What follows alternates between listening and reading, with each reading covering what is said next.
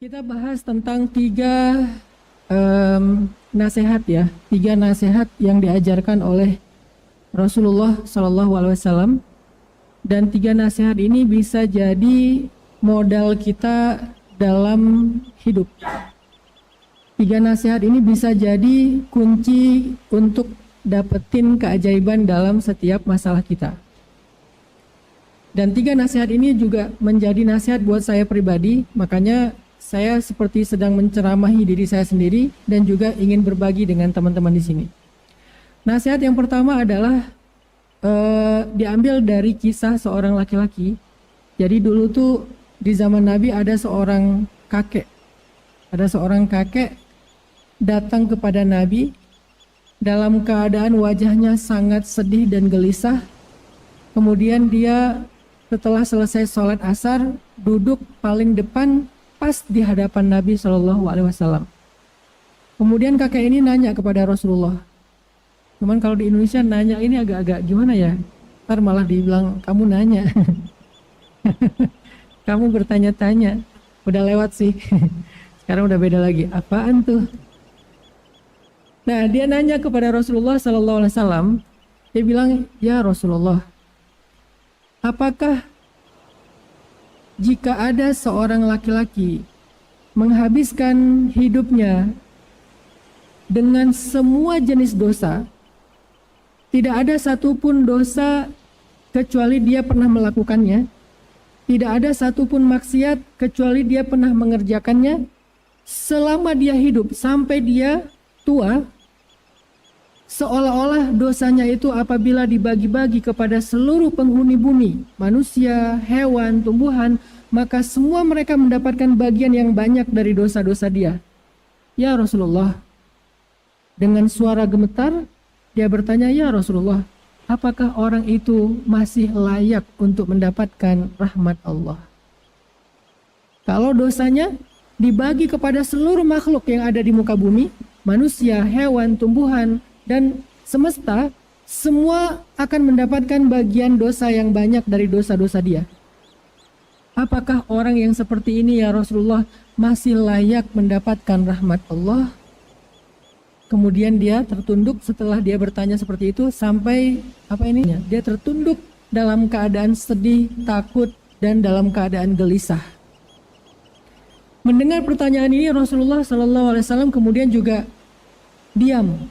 Atas yang dosanya itu lebih daripada yang bisa dibayangkan oleh dirinya sendiri. Yang dosanya itu nggak biasa. Apa dosa biasa? Dosa nggak sengaja. Dosa yang sedikit. Dosa kecil. Sedangkan ini dosa yang sengaja, dosa yang banyak, dan nggak sekali, berulang kali. Ada yang istiqomah. Istiqomah sholat zuhur, istiqomah sholat subuh dijama dengan sholat duha. Masih mending sih. Masih sholat duha. Ada yang sholat subuhnya ditutup dengan hanya ya udahlah, udah terlanjur. Besok coba diperbaiki, besok kelewat lagi, lusa kelewat lagi. Bertahun-tahun Allah manggil dia di waktu subuh tapi dia nggak dengar. Giliran Piala Dunia jam 2 malam dia bangun. Masya Allah, luar biasa. Ternyata bukan nggak mampu, nggak mau, tapi dia nggak ngaku. Kenapa dia mampu jam 2 malam tapi tidak mampu jam 5 pagi atau jam 4 pagi? Padahal itu sudah waktunya bangun. Sedangkan jam 2 malam memang waktunya tidur. Artinya kita semua seorang pendosa. Semua kita pendosa. Belum lagi dosa kepada orang tua, dosa kepada ibu, dosa kepada ayah. Ketika kita udah menikah mungkin kita dosa kepada pasangan, suami dosa kepada istri, istri durhaka kepada suami, atau anak yang durhaka kepada orang tua, atau orang tua yang zalim kepada anaknya. Kejadian terbaru beberapa hari yang lalu, seorang ayah yang mungkin kena mental illness, sampai memotong alat kelaminnya anaknya gara-gara nggak sanggup membiayai biaya hitanan. Ada lagi seorang ayah yang memukul anaknya yang sekarang sedang diadukan oleh istrinya ke hukum. Dan banyak lagi kezaliman orang tua kepada anaknya. Artinya semua kita punya dosa, berbagai macam bentuk dosa.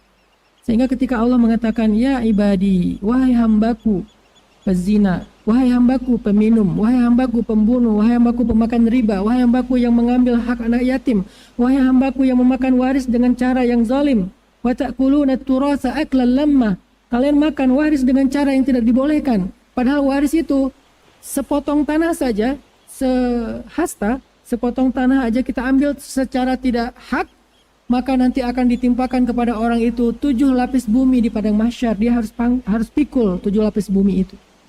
Banyak lagi dosa-dosa yang lain yang Allah panggil alladzina asrafu ala anfusihim, yang sudah melampaui batas dengan dosa-dosa itu, melampaui batas.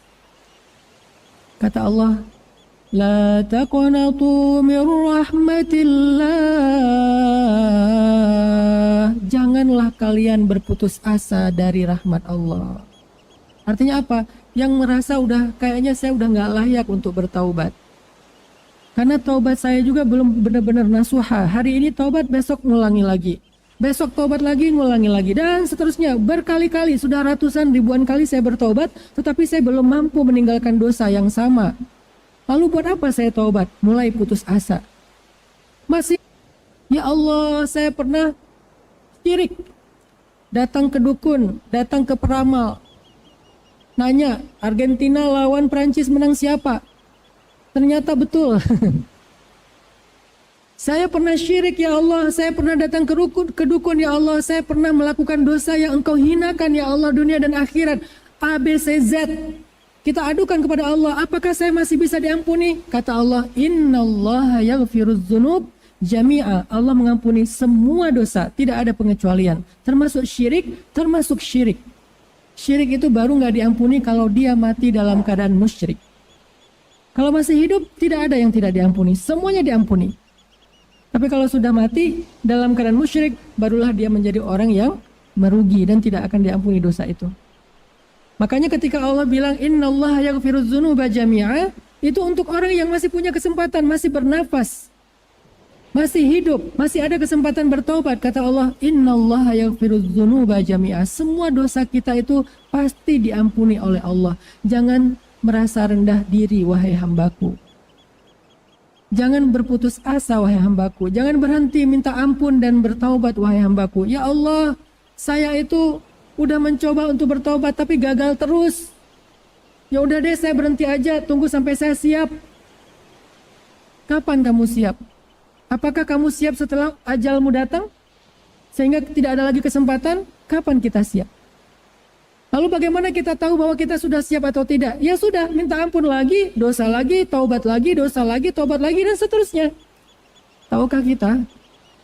Allah nggak pernah berputus asa untuk mengampuni dosa kita, walaupun berulang-ulang kali. Tapi yang terjadi, kita yang berputus asa minta ampun kepada Allah. Makanya Allah itu punya nama di antara nama-nama yang mulia, ada Ghafur, ada Ghaffar. Mal farqu bainal Ghafur wal Ghaffar? Apa bedanya antara Ghafur dan Ghaffar? Ghafur artinya mengampuni dosa sebesar apapun dosa itu. Sebesar apapun dosa itu. Walaupun kita sampai merasa benci terhadap diri kita sendiri karena dosa kita, Allah Ghafur. Walaupun kita ngerasa orang yang paling rendah di muka bumi, Allah Ghafur. Saking besarnya dosa kita, Allah Ghafur. Ghafur artinya Allah maha mengampuni dosa sebesar apapun dosa itu. Sedangkan Ghaffar artinya Allah maha mengampuni dosa sebanyak dan sesering apapun dosa itu kita lakukan. Jadi jangan pernah berputus asa untuk meminta ampun kepada Allah, karena Allah sendiri nggak pernah berputus asa mengampuni kita. Hari ini bikin dosa nih. Lalu malamnya, ya Allah saya nyesel banget, hari ini kenapa saya masih melakukan dosa itu, maafkan saya ya Allah, saya pengen taubat, pengen lebih benar besok. Dengan yakin, dengan sungguh-sungguh, dengan harapan yang besar di dalam hati kita, pengen benar-benar bertaubat. Besok lemah lagi, namanya manusia. Malam itu udah kayak, wah semangat banget. Besok kegoda lagi, gara-gara temen, gara-gara lagi sendiri, gara-gara apa dan seterusnya, kegoda lagi nih. Bikin lagi dosa, malamnya ya Allah nangis-nangis minta ampun. Besok melakukan lagi, malamnya nangis lagi, siangnya lakukan lagi, malamnya nangis lagi. Setiap kali kita nangis, setiap kali itu juga Allah mengampuni, walaupun kemarin kita sudah mengulangi dosa-dosa yang sama. Sesungguhnya kata Allah, Aku membuka pintu taubat dan pintu ampunan di malam hari untuk hambaku yang berdosa di siang hari. Aku buka pintu taubat dan ampunan di siang hari untuk hambaku yang berdosa di malam hari. Setiap hari Allah bukakan pintu taubat dan ampunan itu. Maka nasihat pertama kata para ulama untuk hidup dan menjemput keajaiban dalam hidup kita, jangan berputus asa dari rahmat Allah. Terutama dalam proses memperbaiki diri. Kayaknya proses taubat itu harus jadi daily life kita, daily activity kita, daily rutin kita. Apa daily rutin kita? Rutinitas kita itu adalah taubat. Rutinitas kita taubat. Jangan berpikir taubat itu adalah kegiatan setahun sekali pas Ramadan. Jangan berpikir taubat itu adalah kegiatan seumur hidup sekali pas haji atau umroh. Jangan berpikir taubat itu adalah kegiatan akhir hayat kita, antar aja pas sudah tua. Coba kita jadikan taubat, memperbaiki diri sebagai rutinitas kita setiap hari. Walaupun kita bertaubat dari dosa yang sama setiap harinya. Jadikan itu rutinitas kita. Dan itulah awal dari segala kebaikan kita. Makanya ulama pernah bilang gini, min awwalil khair anta turukas syarr. Awal dari segala kebaikan hidup, tinggalkan dosa. Dan tinggalkan dosa itu salah satunya adalah dengan istighfar dan taubat setiap hari.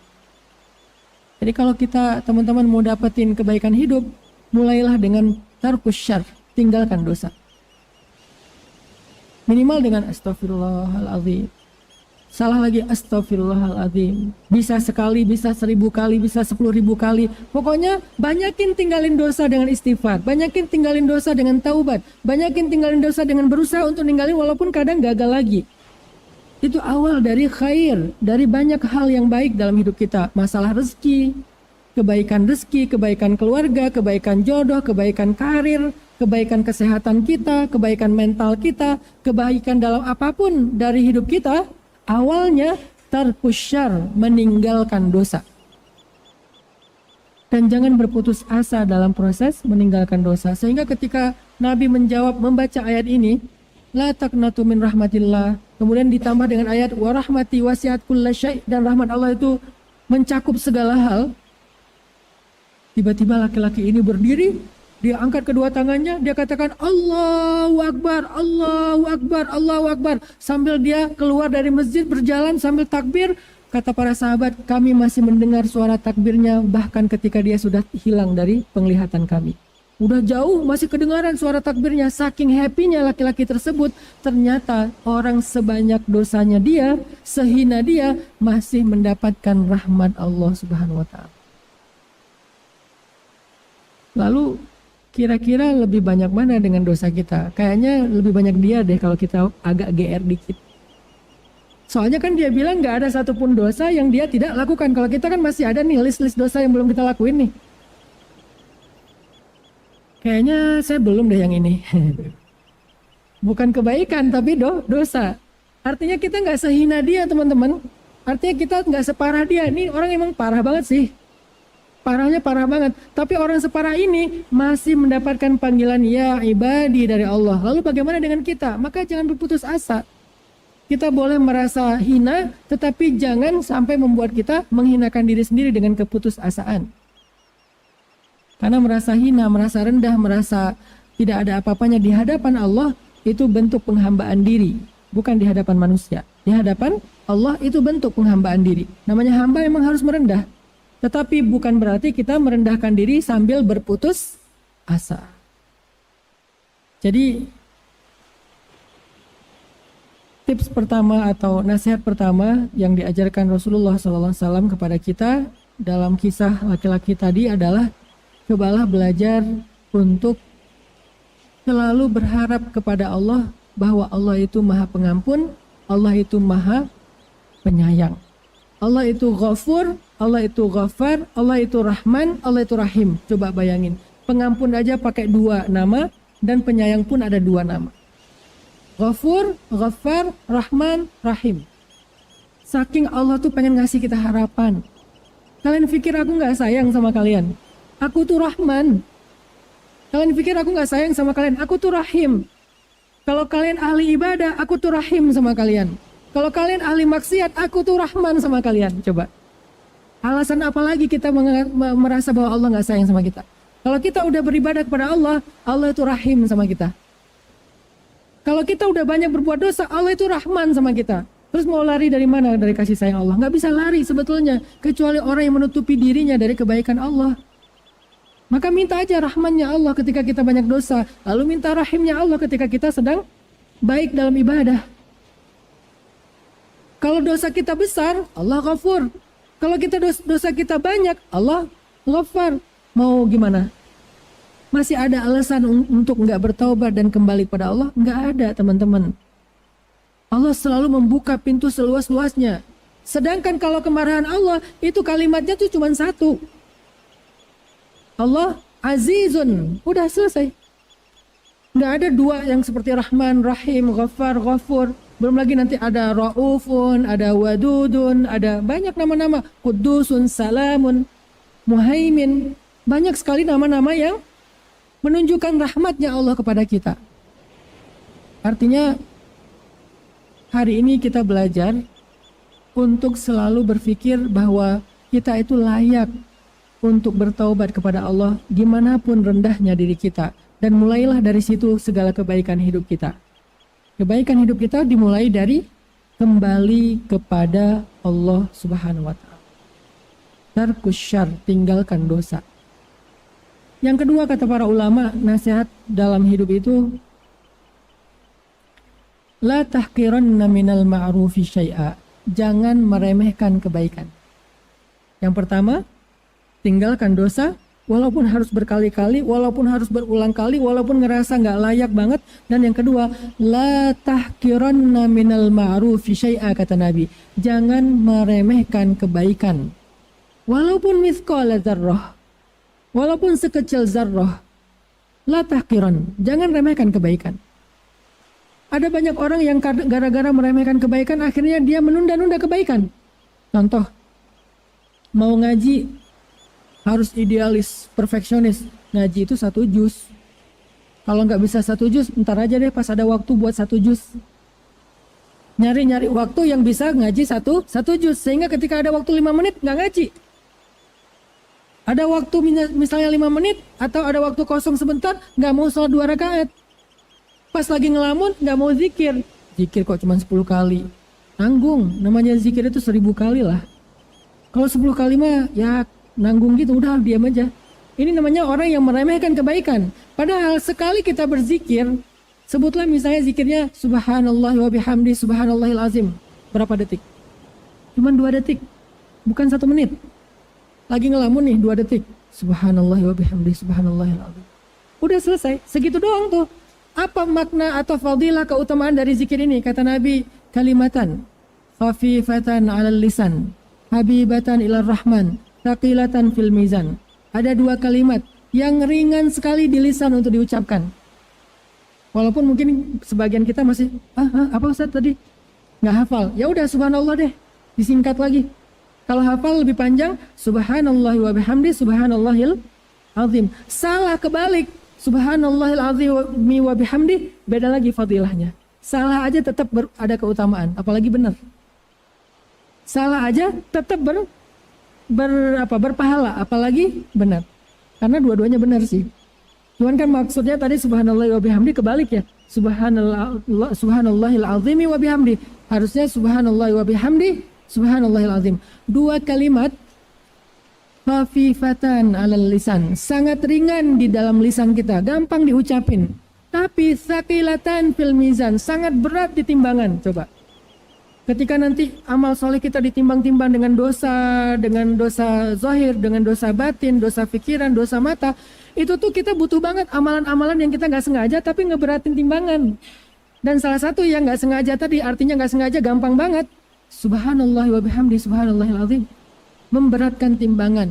Selain memberatkan timbangan, habibatan ilar rahman. Allah suka banget, cinta banget dengan 2 kalimat ini. Sehingga siapapun yang mengucapkan kalimat ini, Allah jatuh cinta kepada dia. Kayak kita dengan pasangan, bagi yang udah punya pasangan, bagi yang belum nanti aja deh. Kadang kita mengucapkan kalimat yang bikin rasa cintanya bertambah, betul? Belum tahu ya. Nanti akan ketahuan. Jadi ada kalau dalam pasangan itu dengan pasangan halal kita ya, ada kalimat-kalimat yang kalau kita ucapin dia makin cinta sama kita. Kalimatnya sederhana. Kamu kok makin cantik aja setiap hari. Segitu doang.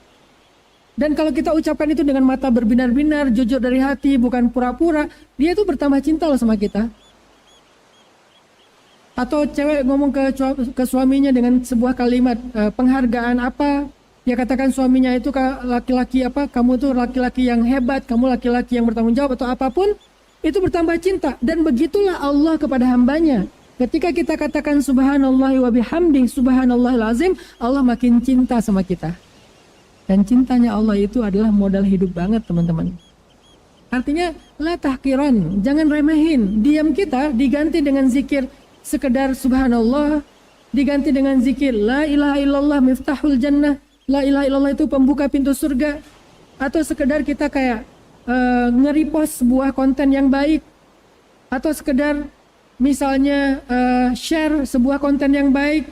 Atau sekedar apapun. Misalnya hari ini ada pengajian di Masjid Abdullah. Kita tahu tuh dari posternya, kita tahu dari teman kita. Langsung kita forward lagi ke grup atau ke teman kita yang lain. Sesederhana itu, maka itu adalah sebuah kebaikan yang besar. La tahqiran, jangan remehkan. Makanya Nabi mengatakan, la tahqiranna minal ma'rufi syai'a. Ditambah lagi, walau antalqa akhaka biwajhin talik. Walaupun cuman senyum doang. Senyum doang. Ayo senyum. Walaupun senyum doang, la tahqiran. Apa sih Ustadz, senyum aja dipaksa-paksa? Enggak, bukan maksa. Ini lagi simulasi nih. Walaupun cuma senyum, jangan remehin loh senyum itu. Kayak misalnya kita lagi di jalan ya, ada orang usil, ada orang yang mungkin nggak tertib, nggak disiplin di jalan. Terus dia pula yang marah-marah. Kemarin ada yang viral, ibu-ibu naik mobil, di belakang ada ambulan, dia pula yang marah-marah. Nggak mau minggir, ngehalang-halangi ambulan udah menghindar, dia halangi lagi. Dia buka kaca, dia marah-marah, nggak mau, pokoknya nggak mau.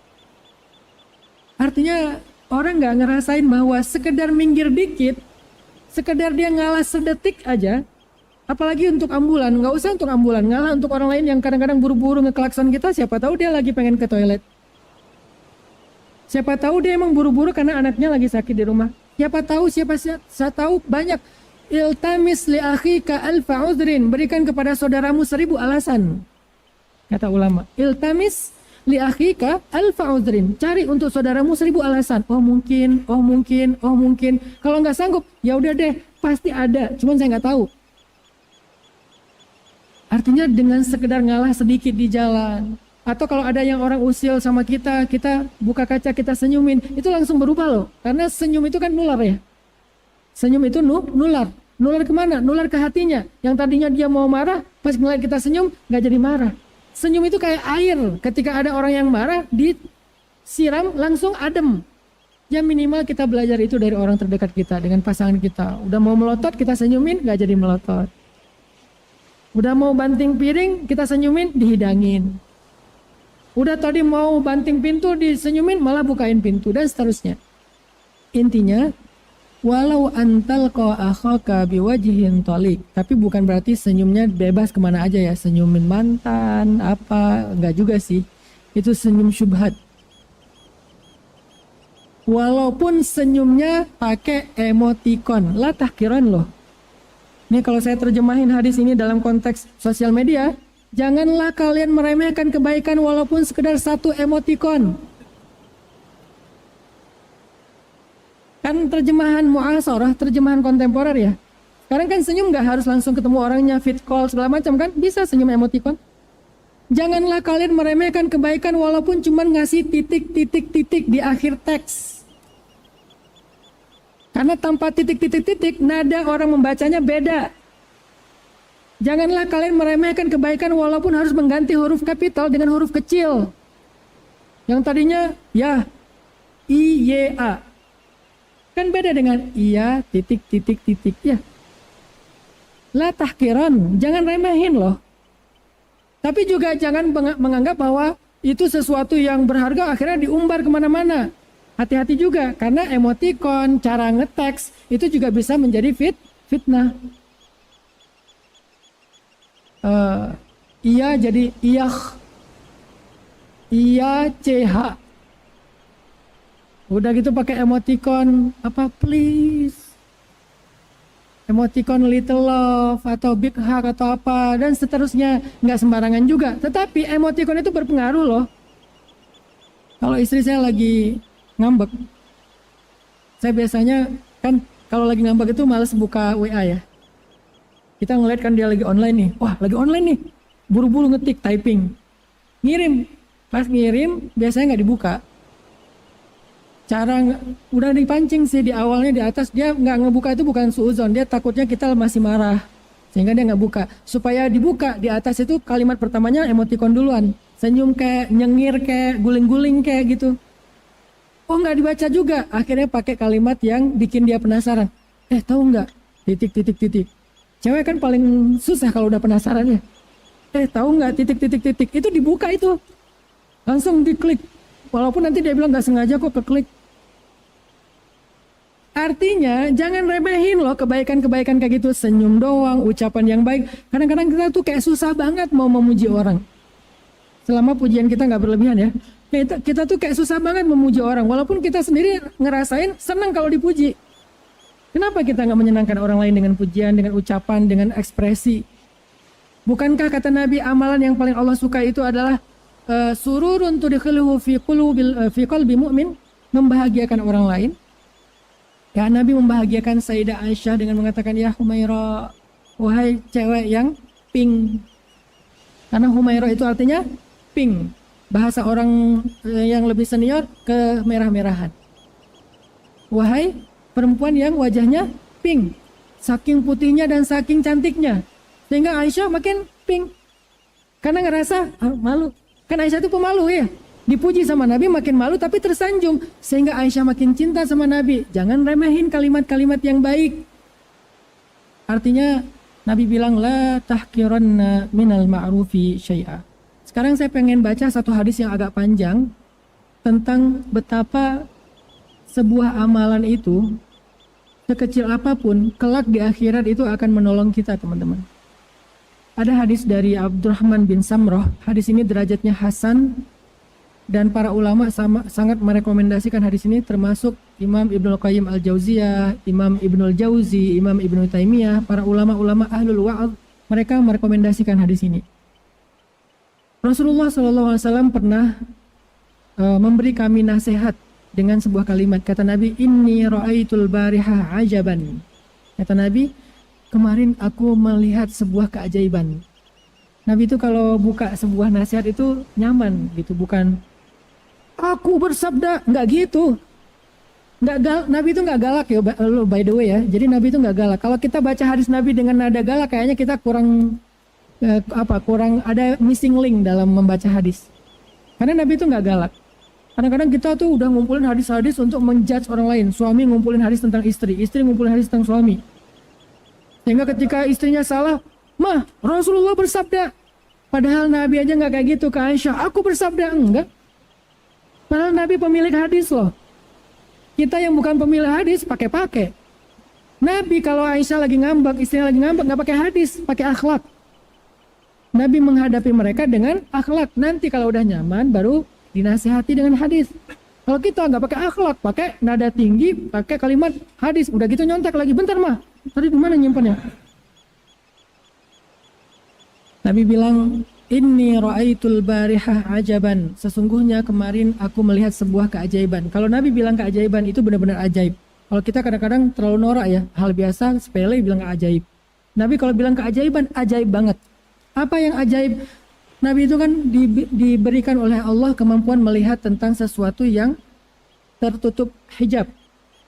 Misalnya melihat surga, melihat neraka, melihat kejadian hari kiamat, melihat masa depan, itu ditampakkan kepada Nabi, sehingga Nabi melihatnya seperti kita ngelihat nonton Avatar 3D. Mungkin lebih dari itu, pastinya lebih daripada itu. Kok ngomong Avatar Ustaz? Ya biar lebih kebayang ya. Artinya Nabi itu punya teknologi yang Allah berikan lebih dahsyat daripada 3D. Benar-benar ngerasain kalau Avatar 3D itu kan kayak diciprat-cipratin air seolah-olah kita kayak lagi di laut gitu kan. Tapi kan itu airnya nggak real gitu, cuman air yang dicipratin pakai shower apa gitu mungkin. Tapi kalau Nabi ngerasain surga itu benar-benar ngerasain, bukan sebuah simulasi doang. Nah, Nabi bilang, aku melihat sesuatu yang sangat ajaib tentang hari kiamat. Lalu para sahabat bertanya, apa itu ya Rasulullah? Kabarkan kepada kami. Penasaran para sahabat itu. Kata Nabi, Ra'aitu rajulan min ummati atahu malakul maut liyaqbidha ruhahu faja'ahu birruhu biwalidayh faradda malakal maut anhu. Aku melihat seorang laki-laki di antara umatku, datang kepadanya malaikat kematian untuk mencabut ruhnya, maka kemudian baktinya kepada orang tua mendatanginya, kemudian membuat malaikat itu menjauh darinya. Artinya birrul walidain, bakti kita kepada orang tua kita, menurut hadis ini akan memanjangkan usia kita. Memanjangkan usia di sini bukan berarti takdir berubah ya, tapi artinya Allah memberikan keberkahan dalam usia. Bisa benar-benar dipanjangkan, Allah alam, kita nggak berani menafsirkan terlalu berlebihan. Bisa dipanjangkan, ditambah umurnya, bisa ditambah keberkahan umurnya. Yang jelas, birrul walidain, berbuat baik kepada orang tua, menyelamatkan seseorang laki-laki min malakil maut, dari malaikat pencabut nyawa. Yang kedua kata Nabi, Ra'aitu rajulan min ummati qad ihtawasyathu syayatin faja'a dzikrullahi faradda syayatin anhu. Aku melihat ada laki-laki di antara umatku yang dikelilingi oleh syaitan. Dikelilingi syaitan ini banyak bentuknya. Bisa digoda, bisa diganggu, bisa ingin dicelakai. Kalau ingin dicelakai misalnya kayak santet, kayak guna-guna. Kalau sekedar diganggu mungkin membuat dia ngerasa nggak nyaman, membuat dia gelisah. Kalau digoda mungkin membuat dia pengen berbuat dosa, membuat dia nggak khusyuk dalam sholat. Tawasyathu syayatin, artinya dia dikelilingi sama syaitan, banyak setannya. Kemudian ja'a zikrullah, datanglah zikir kepada Allah. Ketika dia sering berzikir, maka amalan zikir itu membuat syaitan itu lari darinya. Artinya apa teman-teman? Zikir itu adalah perisai kita dari syaitan. Makanya kenapa Nabi mengajarkan sebelum tidur disuruh zikir dulu. Subhanallah 33 kali, Alhamdulillah 33 kali, Allahu Akbar 34 kali, kemudian baca ayat kursi, kemudian membaca doa tidur. Kenapa? Supaya tarat syayatin anhu, setan itu terbang berhamburan keluar jauh dari dia. Itulah zikir, pelindung kita. Dan zikir itu banyak, mulai dari doa safar, doa naik kendaraan, masuk ke rumah, keluar rumah, dan seterusnya. Kalau nggak banyak yang kita hafal, minimal bismillah. Bismillahi tawakkaltu ala Allah, a'udzubillahi minasyaitonirrajim, alhamdulillahirabbil alamin. Kalau udah selesai zikir, kemudian Nabi bersabda lagi, Ra'aitu rajulan min ummati qad ihtawasyathu malaikatul azab faja'athu salatuhu fastanqadathu min aidihim. Aku melihat ada di antara umatku yang dikelilingi oleh malaikat azab. Malaikat azab ini banyak. Salah satunya adalah malaikat yang datang untuk memberinya musibah besar. Dikelilingi malaikat azab. Ada azab musibah tentang rezeki, ada musibah tentang kesehatan, ada musibah tentang keluarga, ada musibah tentang karir. Banyak malaikat yang datang untuk memberinya musibah ataupun bencana. Kenapa? Karena dosa-dosanya. Faja'athu salatuhu, maka salatnya datang lalu menjadikan dia selamat dari malaikat-malaikat pembawa bencana. Salatnya menyelamatkan dia dari bencana. Ra'aitu rajulan min ummati atsyan kullama dana min haudin muni'a wa turida faja'ahu siyamuhu syahri Ramadan fa asqahu wa rawah. Aku melihat umatku ada yang kehausan di padang mahsyar, haus sehaus-hausnya. Rasa haus yang belum pernah dia rasakan semasa hidupnya di dunia. Maka datanglah puasa Ramadannya memberi dia minum dan membuat hilang dahaganya. Ternyata puasa Ramadan menyelamatkan seseorang dari haus yang luar biasa di padang mahsyar. Ra'aitu rajulan min ummati wa ra'aitun nabiyyin julusan hilaqan kullama dana ila halaqatin turida wa muni'a faja'ahu ghusluhu minal janabah fa akhadha biyadihi fa aq'adahu ila jambi. Apa artinya? Aku melihat ada umatku yang di padang mahsyar dia melihat para nabi itu berkumpul dalam halakoh-halakoh yang banyak, kelompok-kelompok yang banyak. Kemudian dia ingin mendapatkan kebaikan dari kelompok itu, pengen dapat syafaat dari para nabi itu, dia datang ke satu kelompok, dia diusir. Dia pindah lagi ke kelompok yang lain, dia diusir lagi. Dia pindah lagi ke kelompok yang lain, dia diusir lagi. Sampai kemudian mandi janabah, saking sederhananya, kita pikir mandi janabah hanya kewajiban, ternyata juga ibadah. Mandi janabahnya datang menyelamatkannya, sehingga dia diundang untuk duduk di dalam kelompok yang ada di situ Rasulullah SAW, dapat syafaat Nabi. Ternyata fadilah dari mandi janabah mendapatkan syafaat Nabi. Ketika nabi-nabi lain mengusirnya, maka dia mendapatkan syafaat dari Nabi yang paling mulia, Sayyidul Anbiya, Nabi Muhammad SAW. Ra'aitu rajulan min ummati min baini yadayhi zulmah wa min khalfihi zulmah wa an yaminihi zulmah wa an yasarihi zulmah wa min fawqihi zulmah wa huwa mutahayyar fiha faja'ahu hajjuhu wa umratuhu fastakhrajahu min zulmah wa adkhalahu fin nur. Aku melihat umatku di tengah-tengah kegelapan. Di hadapannya kegelapan, di belakangnya kegelapan, di kanannya kegelapan, di kirinya kegelapan, di atasnya kegelapan, di bawahnya kegelapan. Dia diliputi kegelapan yang luar biasa, sehingga dia bahkan tidak bisa melihat jarinya sendiri. Maka datanglah hajinya dan umrohnya mengeluarkan kegelapan darinya, dia dari kegelapan dan membawanya kepada kebenderangan cahaya. Haji dan umroh. Bagaimana dengan kita Ustadz yang belum bisa haji dan umroh? Haji jadwalnya bisa paling cepat 7 tahun. Haji plus saja antara 5-7 tahun. Haji normal mungkin 15 tahun ke atas. Haji istilahnya furoda, kemarin baru ada aja kejadian furoda banyak yang ternyata qadarullah nggak berhasil berangkat. Bagaimana dengan kita yang nggak bisa haji Ustadz? Umrah juga belum sanggup, belum ada kelebihan rezeki. Apakah kita dapat fadilah dari haji dan umrah? Dapat. Apa fadilah dari haji dan umrah? Salat syuruk, setelah salat subuh berjamaah di masjid, nggak keluar dulu dari masjid, duduk itikaf sekitar 1 jam dari setelah azan subuh atau setelah salat subuh, maka saat terbit matahari udah sempurna, salat syuruk 2 rakaat sama dengan melaksanakan ibadah umrah. Ra'aitu rajulan min ummati yattaqi wajhan nar wa syarraraha faja'athu sadaqatuhu fasarat sitran bainahu wa bainan nar wa zilalan ala ra'sihi. Aku melihat di antara umatku ada yang mau dibakar dengan api neraka sehingga dia tutup wajahnya karena dia takut wajahnya terbakar api neraka. Kemudian datanglah sedekahnya menyelamatkannya dan sedekah itu menjadi sitar, menjadi pembatas atau hijab antara dia dengan api neraka.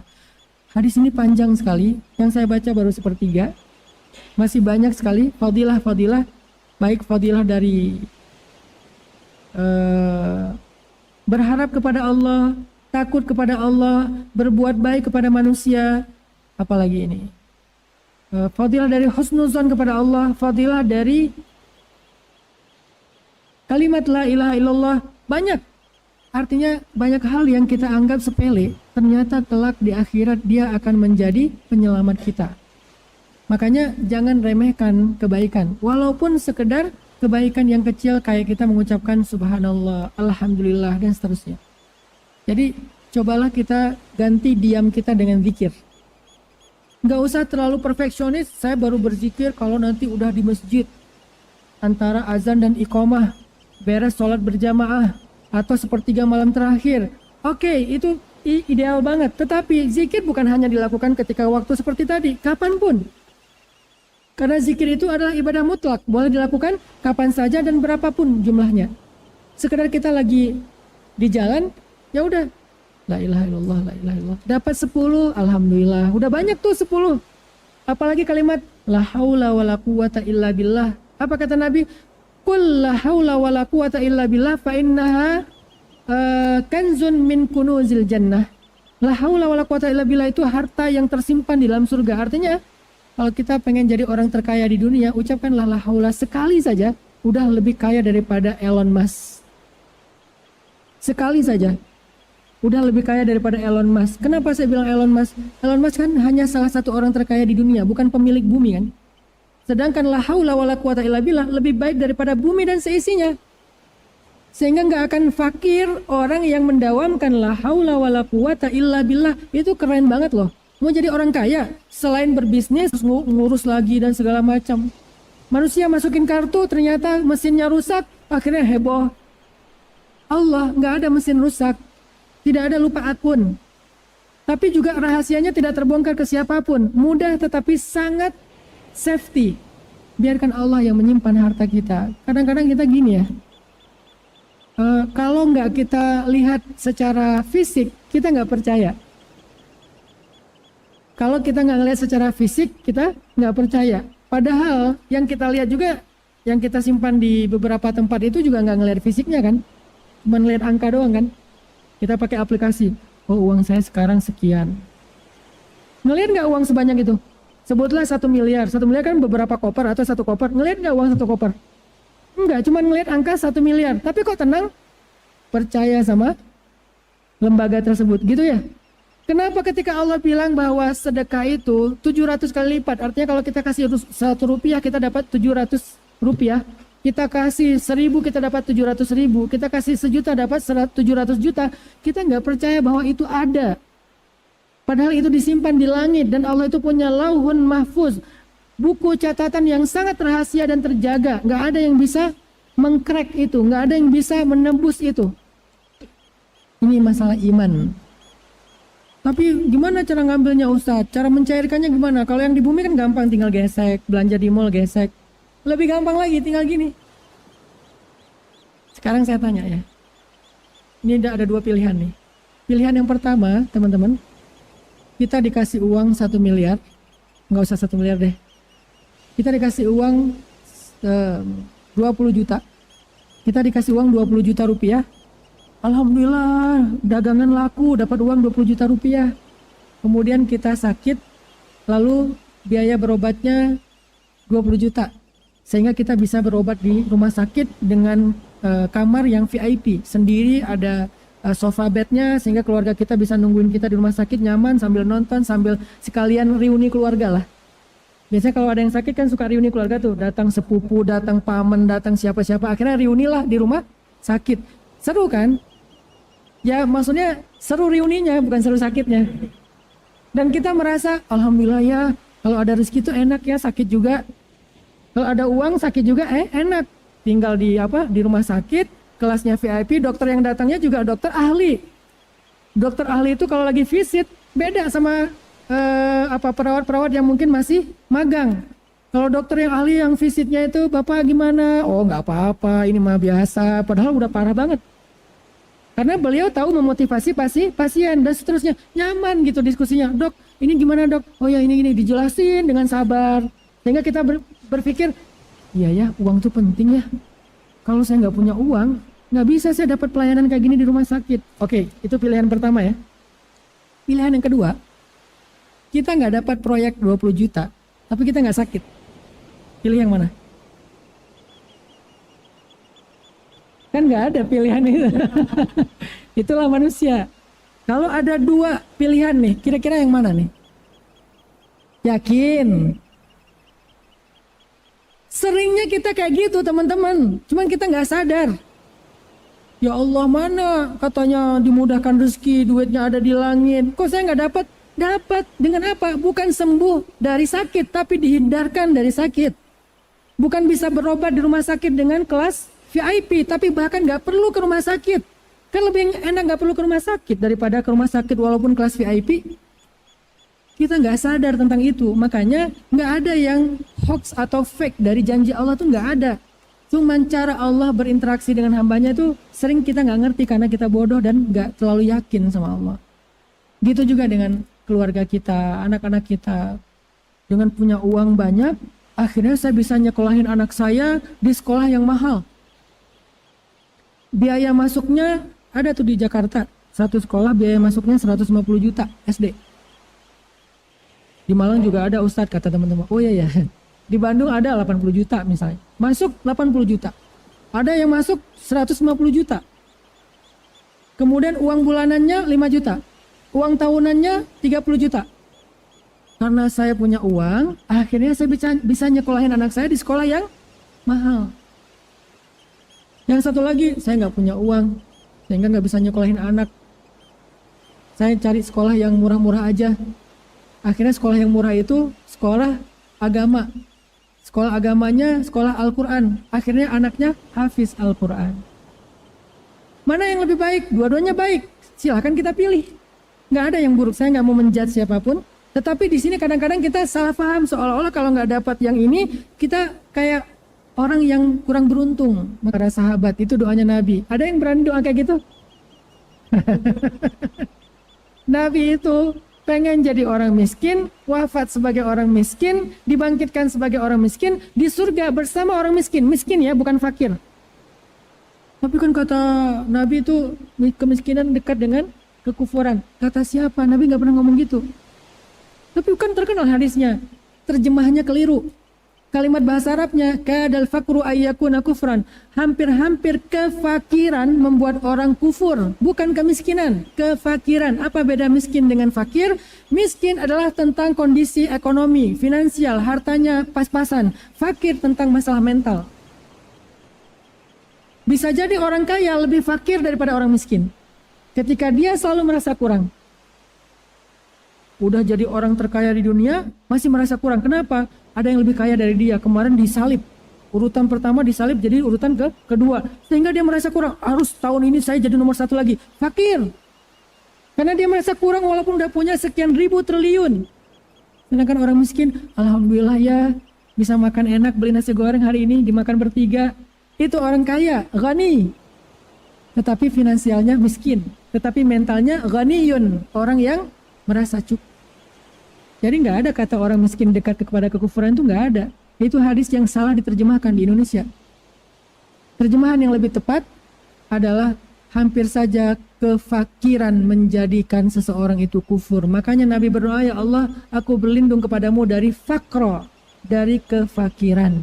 Tidak pernah Nabi berdoa, ya Allah, aku berlindung kepadamu dari kemiskinan. Nggak pernah Nabi berdoa gitu.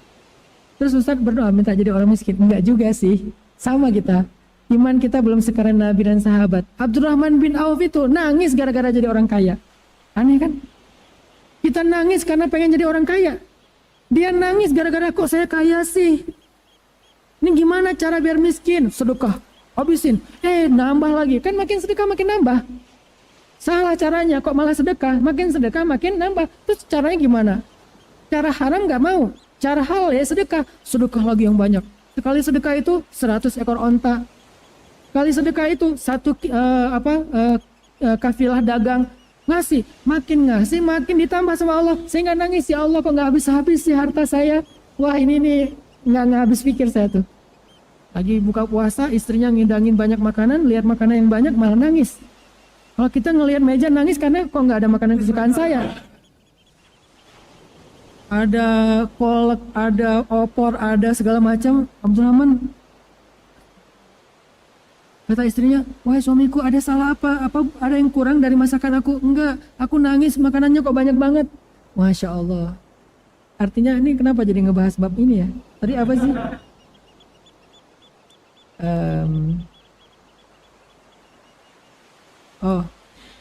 Artinya bahwa kebaikan yang kita lakukan itu tidak ada yang sia-sia. Lakukanlah. Walaupun waktu kita sebentar, walaupun waktu kita cuma 5 menit. Baca Quran itu jangan idealis harus 1 juz. Kayaknya waktu saya cuma bisa baca Quran 1 halaman. Ya udah baca aja 1 halaman. Baru setengah halaman dipanggil. Ada urusan, dipanggil istri, dipanggil anak, dipanggil siapa misalnya. Ya udah tutup, kan nggak apa-apa kan? Nggak dosa kan kita menutup bacaan Al-Quran selama dengan adab-adab yang baik. Yang nggak dianjurkan itu adalah kita membaca Al-Quran atau kita mendengarkan bacaan Al-Quran sambil bercanda, bermain-main, enggak. Tapi kalau misalnya kita tutup, udah selesai, Shadaqallahul Azim. Boleh membaca Shadaqallahul Azim, boleh enggak. Karena membaca Shadaqallahul Azim itu bukan kewajiban dalam menutup bacaan Al-Quran. Shadaqallahul Azim. Loh kok baca lagi sih, kan udah Shadaqallah. Siapa bilang Shadaqallah itu sebagai penutup? Shadaqallah itu adalah dalam bahasa membaca Al-Quran itu disebut dengan tajawub. Tajawub itu respon. Apa arti respon? Kalau Allah berfirman kita bilang benar tuh. Itu tuh arti dari Shadaqallah. Shadaqallah itu like. Kalau di sosial media Shadaqallah itu like. Shadaqallah itu repost. Jadi kalau kita baca Alif Lam Mim, Sadaqallahul adzim. Dzalikal kitabu la raiba fihi hudal lil muttaqin. Sadaqallahul adzim. Boleh nggak kayak gitu? Boleh, aneh aja. Tapi itu boleh. Aneh itu gara-gara kebiasaan kita. Jadi kalau kita dengar ada teman kita ngaji nih, dia baca Tabarakalladzi biyadihil mulku wa huwa ala kulli syai'in qadir. Kita dengar Sadaqallahul adzim. Alladzi khalaqal mauta wal hayata liyabluwakum ayyukum ahsanu amala wa huwal azizul ghafur. Sadaqallahul adzim. Alladzi khalaqa sab'a samawatin tibaqa. Sadaqallahul adzim. Boleh, malah bagus. Cuman teman kita juga harus pengertian. Kalau dia nggak ngerti, lu apaan sih, lu nggak senang dengan gua ngaji nih? Nyindir-nyindir aja, sadaqallah, baru juga mulai. Dia nggak ngerti. Kita tuh nggak nyindir dia, kita nggak bilang, udahan dong. Dengan bahasa sadaqallahul-azim. Atau kalau di ceramah khutbah Jumat itu kan, sindiran dari jemaah itu apa? Amin. Itu berarti khatib harus sudah menutup khutbahnya itu. Kalau nggak bentar lagi rusuh. Amin, pojok sana. Amin, pojok sana. Demikianlah jemaah sekalian. Kalau ngaji, sadaqallahul-azim, itu bukan berarti suruh nutup. Dia lagi membenarkan apa yang dia dengar. Benar tuh, maha benar Allah, maha benar Allah. Itu malah bagus. Jadi nggak apa-apa kita tutup. Misalnya mau baca tadinya 1 halaman, cuma dapat 2 ayat, nggak apa-apa. Kita bisa tutup dengan sadaqallahul-azim, bisa sadaqallahul-azim dalam hati. Yang penting kita tutup, letakkan Quran di tempat yang mulia. Udah, kita kegiatan yang lainnya nggak masalah banget. Dan 1 huruf bernilai 10 kebaikan. Ketika kita hanya bisa membaca 1 ayat yang 1 baris, ada berapa puluh huruf di situ kali 10. Daripada kita diam, kayaknya tanggung nggak baca Quran jam segini ya. Entar lagi juga mau makan. Kenapa tanggung? Tanggung karena kita tahkiran minal ma'rufi syai'a. Kita meremehkan kebaikan, makanya nanggung. Kagok ya, lagi banyak-banyaknya dosa tiba-tiba taubat. Lagi enak nih. Nanti aja deh Ramadan taubat. Nggak ada yang nanggung. Kebaikan itu nggak ada yang nanggung. Walaupun kita cuma bisa melakukan setengahnya, walaupun melakukan 1/10-nya, walaupun melakukan sebagian kecilnya saja. Faman ya'mal mithqala dzarratin khairan yarah. Jadi nasihat kedua, kalau kita mau hidup kita penuh dengan kebaikan, keberkahan, bahkan keajaiban, jangan remehkan kebaikan, walaupun 1 yang kecil saja. Lagi duduk, subhanallah. Kalau bisa, saya ngajak anak muda punya salah satu outfit baru, ataupun mungkin penampilan baru sekarang anak-anak muda, terutama yang cowok, cewek juga nggak masalah. Kemana-mana kalian bawa ini deh. Emang boleh Ustadz pakai tasbih? Nggak pakai tasbih, pakai jari boleh, pakai tasbih boleh, pakai ceker juga boleh. Itu hanya media. Yang penting zikirnya. Jangan sampai tasbihnya udah gede-gede, nggak zikir. Cekernya udah dihias-hias, pink gitu kan. Ada warna-warni, bling-bling-bling, tapi nggak pernah angkanya 0. Yang penting adalah zikirnya. Boleh yang nyaman kayak gini, boleh. Yang nyaman kayak gini juga boleh. Saya pakai 3-tiganya. Kalau yang zikir habis sholat saya pakai jari. Tapi kalau yang sehari-hari biar kadang-kadang kalau gini kan tiba-tiba kepegang apa lupa ya. Nah kalau kayak gini kan ada semacam sugestinya. Oh iya saya lagi zikir ya. Kalau yang ceker itu bikin kita termotivasi untuk lebih banyak. Wah 2.000, 10.000, gitu kan. Itu motivasi. Jadi saya ngajak nih anak muda, kalian koleksi deh benda ini. Kita udah mengkoleksi benda ini, kita mengkoleksi benda-benda macam-macam yang sebetulnya hanya entertain, atau kalau ada kebutuhan pun, ini juga kebutuhan yang dahsyat. Jangan remehkan benda ini. Sehingga kalian kemana-mana jadikan ini kayak misalnya kalian taruh di tangan kalian boleh, kalian pegang kayak gini juga boleh, sama satu lagi ceker. Ceker taruh di tas kalian atau di mana, beli ceker harganya cuma 2.500 di marketplace. Murah banget. Kalau buat cewek-cewek biar agak fashionable dikit, cari yang bling-bling yang warna pink atau warna kesukaan kalian, nggak apa-apa, pakai di sini. Jangan hanya pakai cincin, pakai ceker sebagai cincin. Dan kalau udah make itu biasanya lebih banyak zikirnya dibandingkan nggak make. Kalau saya nggak pakai ini nih, zikirnya tunggu sholat. Tapi kalau pakai ini begitu nganggur, buka. Kalau yang ini agak ribet ya bukanya. Wah. Sambil diam, sambil gitu kan. Kalau pakai ceker, udah dipakai di jari, pas lagi nganggur dikit, tinggal muter, tek tek tek tek tek tek tek. 700. Masya Allah. Padahal cuma 5 menit. Coba bayangin kita ngucapin la ilaha illallah. Saya pernah ngitung la ilaha illallah itu 1000, itu kurang dari 10 menit. 1000. La ilaha illallah. Lagi di pesawat kemarin saya di Banjarmasin ya. Pesawatnya udah mau landing, tinggal sekitar 15 meter dari landasan, naik lagi gara-gara angin kenceng. Ke bawah angin, terus kayaknya pilotnya bilang nih nggak safety banget untuk landing, naik lagi. Akhirnya kita holding di udara sekitar 1 jam. Hikmah yang saya dapatkan apa? Gara-gara itu jadi banyak zikirnya. Turbulence, di belakang ada yang baca Yasin. Yasin wal Qur'anil Hakim. Saya bilang jangan Yasin dong. Kenapa? Yasin itu memudahkan kematian. Kan kalau kalian susah sakaratul maut, bacalah Yasin supaya sakaratul mautnya jangan Yasin dulu, belum. Mending Al-Muluk kayak Ar-Rahman kayak ayat kursi kayak gitu ya. Yasin kalau benar-benar lagi naza sakaratul maut, baca Yasin memudahkan sakaratul maut. Ini belum apa-apa udah Yasin aja tuh di belakang.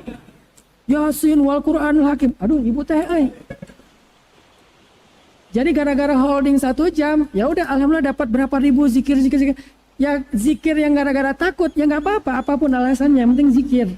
Jadi saya ngajak anak muda nih, hal yang take to actionnya, call to actionnya adalah coba kalian pakai ini, kalian pakai ceker, jadikan itu sebagai koleksi kalian, taruh di tas, taruh di jari, taruh di tangan, nggak apa-apa, bebas aja stylenya kayak gimana, yang penting itu harus lekat dengan kehidupan daily life kita.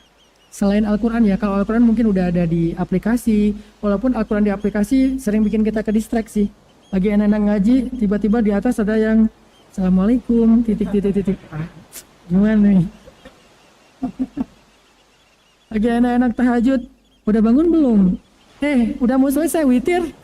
Dia bilang udah bangun belum misalnya, kan ke distract ya. Jadi mending ya kalau bisa mushaf ya mushaf. Tapi buat yang akhwat, yang cewek, kayaknya kalau mushaf ada keterbatasan. Kenapa? Nggak boleh megang mushaf murni ketika lagi haid. Tapi kalau mushaf yang nyampur boleh. Mushaf nyampur itu gimana? Mushaf yang ada terjemahannya. Itu bukan mushaf. Itu sama dengan buku tafsir. Boleh nggak kita pegang buku tafsir sedang haid? Boleh, karena itu buku tafsir. Walaupun ada ayatnya. Tapi dia nggak 100% ayat. Beda sama mushaf yang memang murni Al-Quran, nggak ada terjemahan. Itu namanya mushaf. Nggak boleh pegang mushaf menurut mazhab Syafi'i kalau lagi haid. Jadi gimana di sini? Ada Quran di pikiran. Ya, dia hafal Quran. Lo jangan ke toilet. Kenapa? Lo kan hafiz. Kasihan atau dia gimana tuh kalau kebelet? Saya kan hafiz, saya nggak boleh masuk toilet. Saya suci. Weh, sombong banget ya. Al-Quran itu di dalam ingatannya. Selama dia nggak buka dengan lisannya, maka nggak masalah. Begitu juga handphone. Selama kita scroll dulu supaya dia ketutup, atau kita close dulu, ya nggak masalah. Yang penting jangan dibuka di dalam toilet. Oke, balik lagi, yang penting bacalah atau lakukanlah kebaikan walaupun waktunya terbatas. Yang terakhir, nasihat dari Nabi dan para ulama, kalau hidup kita mau berharga itu adalah belajar berbaik sangka kepada Allah Subhanahu wa Ta'ala. Kata Allah dalam hadis qudsi, ana inda dhanni abdi bi, aku tergantung prasangka hambaku kepadaku. Di dalam surat Al-Baqarah, kalau nggak salah ayat 108 kalau nggak salah. Apa 96? Wa asa an takrahu syai'an wa huwa khairul lakum wa asa an tuhibbu syai'an wa huwa syarrul lakum wallahu ya'lamu wa antum la ta'lamun. Bisa jadi kalian membenci sesuatu padahal itu baik untuk kalian, bisa jadi kalian menyukai sesuatu padahal itu buruk untuk kalian. Allah tahu dan kalian nggak tahu. Di sini kita diajarkan untuk berbaik sangka kepada Allah, terutama ketika kita dapat musibah, terutama ketika kita berdoa, berbaik sangka kepada Allah. Apa berbaik sangka kepada Allah ketika kita berdoa? Allah pasti mengabulkan doa kita, pasti. Kok saya bilang pasti sih, bukan insya Allah? Karena Allah sendiri yang berjanji. Insya Allah itu kan sesuatu yang kita belum tahu akan terjadi atau enggak ya. Kalau Allah berkehendak terjadi. Kalau ini Allah emang berkehendak. Sehingga saya katakan itu pasti. Pasti Allah mengabulkan doa-doa yang baik, udah pasti. Ud'uni astajib lakum. Berdoalah kepadaku, aku pasti akan mengabulkan doa kalian. Itu janji Allah. Tapi saya sering Ustaz berdoa belum dikabulkan. Nah ini nih, berbaik sangka kepada Allah. pasti dikabulkan, dan Allah mengabulkan minimal dengan 2 cara. Tapi kita hanya berharap dengan 1 cara. Ini egonya kita nih. Cara pertama, Allah mengabulkan doa persis seperti yang kita minta. Ya Allah, nikahkan saya dengan Sukainah bintu Husain. Ini ceritanya tabi'in. Berdoa depan Ka'bah, ya Allah nikahkan aku dengan Sukainah bintu Husain. Siapa itu Sukainah bintu Husain? Sukainah bintu Husain selebgram di masa itu. Arti selebgram terkenal. Dari Irak, semua cowok-cowok berharap nikah sama dia. Ini juga menjadi dalil boleh berdoa dengan menyebutkan nama orang yang kita ingin mendapatkan halal. Boleh namanya, boleh akunnya. Ini fatwa macam apa? Bentar, saya kasih penjelasan ilmiahnya. Akun sosial media, kan saya dakwahnya tuh sangat kontemporer ya, sesuai dengan kondisi anak muda. Akun sosial media itu adalah nama panggilan kita. Kita ingin dipanggil dengan nama itu kan, di antara orang-orang yang ada di sosial media kan. Dalam bahasa Arab itu namanya kunyah. Dulu sahabat pakai akun, namanya kunyah. Sekarang akun. Ini bukan cocokologi ya, cuman mirip aja. Dulu namanya kunyah, sekarang kunyah. Akun ya. Apa sih? Ini akun ya. Akun. Kunyahnya sahabat kan macam-macam kan. Ada Abul Hasan, ada Al Faruq, ada Abu Bakar, ada banyak nama-nama akunnya, nama kunyahnya mereka. Sekarang kunyahnya kita, nama kunyah saya adalah Hanan Ataki. Emang nama asli Ustadz siapa? Secret Identity. Yang tahu cuman yang pernah umroh bareng saya karena ngeliat di paspor. Oh ini nama aslinya. Nama kunyahnya Hanan _Ataki. Itu namanya kunyah. Sekarang jadi account. Berarti kalau memakai nama kunyah di zaman dulu boleh dalam doa, maka boleh juga pakai nama akun. Dan itu bukan sesuatu yang tercela. Jangan meremehkan hal yang seperti ini. Ya Allah, saya nggak tahu namanya, tapi saya tahu nih akunnya nih. Akunnya FC SD235 bintang-bintang. Oh ya, silahkan aja. Lalu ketika dia berdoa, ya Allah nikahkan saya dengan Sukainah _Husain, underscore itu binti, maka setahun kemudian dia menikah dengan Sukainah bintu Husain. Ini orang yang doanya dikabulkan persis seperti yang dia minta. Kita berharap kayak gitu kan? Ya Allah, itu tuh orangnya ya Allah lewat, ya Allah hati saya berdebar-debar, ya Allah please pengen nikahnya sama dia, itu tipe saya banget ya Allah 100%. Boleh minta kayak gitu? Boleh banget. Tapi percayalah, kalau nggak persis ya lebih baik. Sekarang kita mau yang mana? Kira-kira. Kalau berdoa tuh pengen yang mana? Yakin?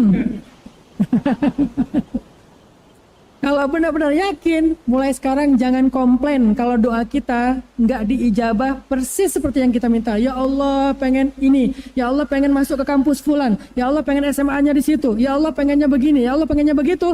Ternyata meleset, senyum ke langit. Ya Allah, ada yang lebih baik ya. Gitu husnuzon, maka kita nggak akan pernah berputus asa dalam berharap. Yang kedua, berbaik sangka dalam musibah. Sama dengan doa. Allah kalau ngasih kita musibah, itu artinya mau diganti dengan yang lebih baik. Diambil sesuatu, mau diganti dengan yang lebih baik dari itu. Syaratnya apa? Doa juga. Allahumma ajurni fi musibati wa khlufli khairan minha. Ya Allah beri saya pahala dalam musibah saya, beri saya ganti yang lebih baik dari itu. Karena saya pernah ngalamin itu beberapa kali, sering lah. Saya kalau dapat musibah memang sedih sih. Tapi setelah sedih saya langsung recovery cepat gara-gara saya yakin musibah itu cara Allah mengganti nikmat. Quote of the day, musibah itu cara Allah mengganti nikmat yang lebih baik. Sehingga kalau kita dapat musibah, pakai quote itu, cara Allah mengganti nikmat yang lebih baik. Ya udah itu. Saya pernah musibahnya motor saya hilang. Saya beli motor sekitar 18 juta, baru 2 bulan hilang.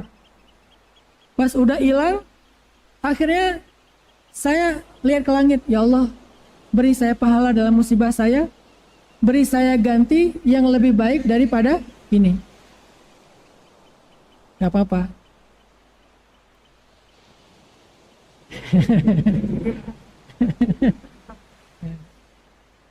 Insya Allah.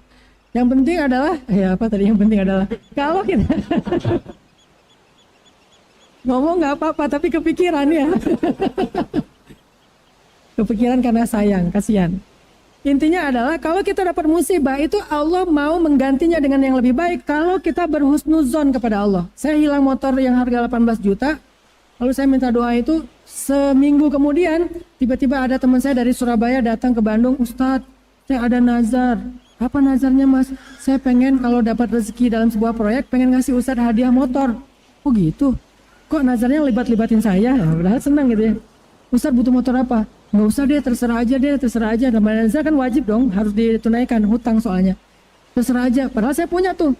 Tapi biarin dia yang milih.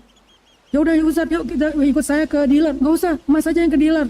Begitu dia ke dealer, saya wudhu, saya bentangkan sajadah, saya sholat. Dia ke dealer, saya ke langit. Ya Allah, kalau bisa CC-nya lebih gede.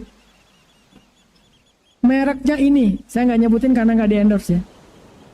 Harganya 30 juta, warnanya hitam, spesifik. Dia datang, bawa motor, saya juga kaget persis seperti doa saya. Wah dahsyat, ternyata doa ini bisa dipakai lagi nih. Dapat. Sebulan kemudian datang lagi dari Karawang, teman saya pengusaha juga datang, Ustaz udah lama banget pengen ngasih Ustaz motor. Padahal saya waktu hilang motor itu nggak woro-woro kemana-mana, diam-diam aja. Kalau saya woro-woro kan berarti saya kayak caper ya. Ini enggak. Dia datang, saya pengen banget ngasih Ustaz motor. Oh gitu? Iya. Padahal alhamdulillah ya. Ustaz butuh motor apa? Enggak, terserah aja. Ya udah ikut saya ke dealer. Nggak usah. Mas aja ke dealer. Dia ke dealer, saya sholat. Ya Allah, pengen yang cc-nya lebih gede biar pakai touring. Waktu itu saya pengen touring sama Edi Brokoli, mau dakwah ke daerah pantai selatan Jawa Barat bareng anak-anak muda. Ya Allah, pengen pakai motor yang itu buat touring bareng teman-teman untuk dakwah anak muda. Kalau bisa yang cc-nya sekian, warna hitam juga, mereknya ini. Datang bawa persis seperti yang saya doain. Sampai saya takut mau doa lagi tuh. Masa dikasih lagi motor, moge kan ya? Saya nggak biasa bawa moge, udah cukup segini aja ya Allah. Alhamdulillah. Itu artinya kalau kita berhusnuzon kepada Allah, Allah tunjukkan persis seperti yang kita persangkakan.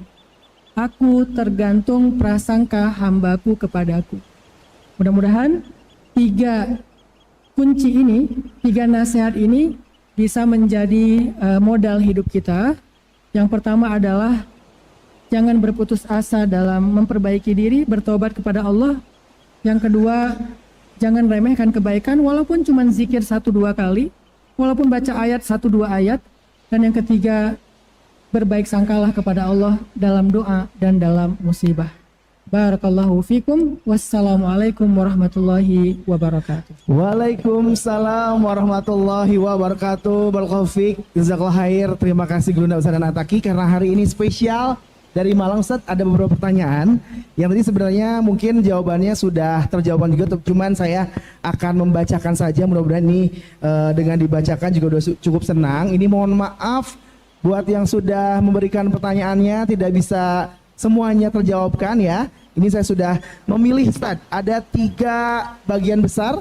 Yang pertama bab keajaiban, yang kedua bab jodoh, yang ketiga adalah bab ketetapan hati. Ustadz mau yang mana?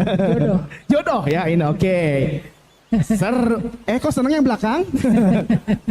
Tapi sebenarnya udah ada yang Ustadz jawab juga, cuman nggak apa ya, saya bacakan saja.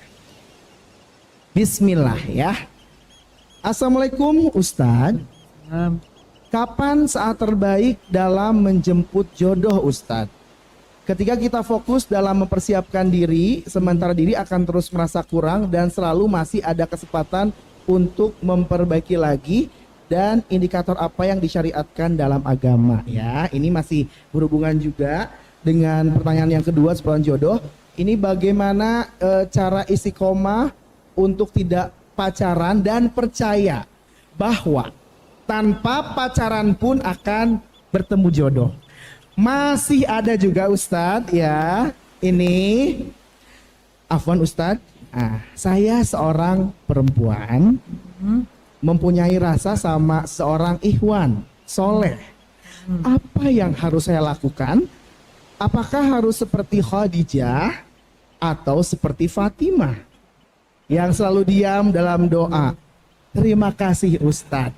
Wah, luar biasa. Ini kayaknya tiga-tiganya dari belakang ya. Dari belakang ya, yang paling atraktif. Ustaz, Luar ya, biasa. silakan. Yang di Silakan, depan ini sebetulnya dia nggak banyak ngomong, action. Action, langsung ke rumahnya Ustaz ya, insya Allah. Oke, yang pertama kapan? Yang kedua, yang ketiga bagaimana? Yang kedua apa tadi teh?